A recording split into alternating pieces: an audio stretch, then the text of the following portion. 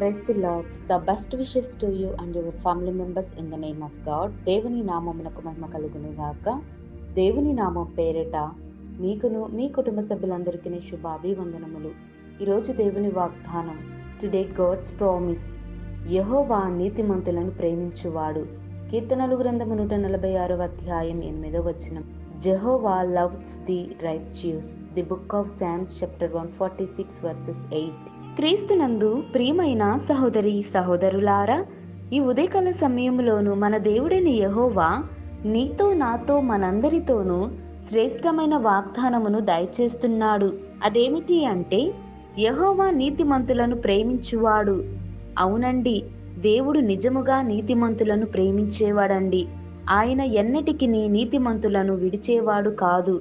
శ్రమలలో నుండి, పరిస్థితులను బట్టి, అనారోగ్య పరిస్థితిలో కూడా దేవుడు వారిని ఎట్టి పరిస్థితుల్లో విడిచే దేవుడు కాదండి. ఆయన ప్రేమ ఎంతో గొప్పది. ఆయన ప్రేమలో ఎంతో భాగ్యమున్నదండి. దేవుని ప్రేమలో బలము ఉన్నది.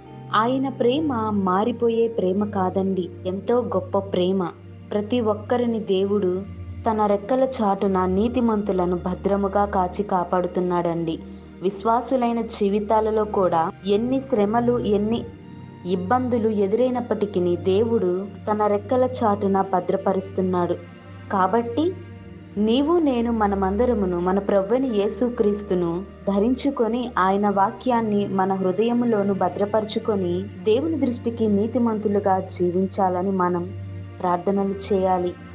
ఈ లోకములో పాపం చేసేవారు తమ పాపాలను ఒప్పుకొని దేవుని సన్నిధిలో పశ్చాత్తాపడితే దేవుడు తప్పకుండా క్షమిస్తాడు, వారిని రక్షిస్తాడు కూడా.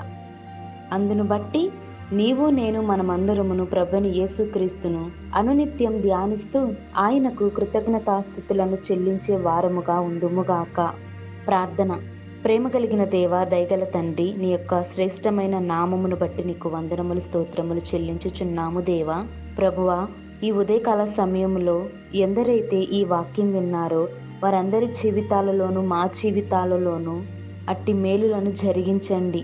ప్రభువా, నీతిమంతులను ప్రేమించువాడువు నీవే కదా దేవా. అలాగే ఈ లోకంలో పాపము చేసేవారు, నీకు దూరంగా జీవిస్తూ ఎందరైతే ఉన్నారో అట్టి వారందరి హృదయాలను మార్చి వారి నీతిమంతులుగా ఉండుటకును సహాయము దయచేయండి. ప్రభువా, ఎందరైతే దీనులుగా ఉండి కృంగిపోయి నశించిపోతున్నారో అట్టి వారందరి పట్ల జాలి దయను చూపి నీ యొక్క శ్రేష్టమైన ప్రేమను మా అందరి పైన ఈ వాక్యం వింటున్న వారందరికీ దయచేయమని యేసు నామమున ప్రార్థిస్తున్నాను తండ్రి. ఆమేన్.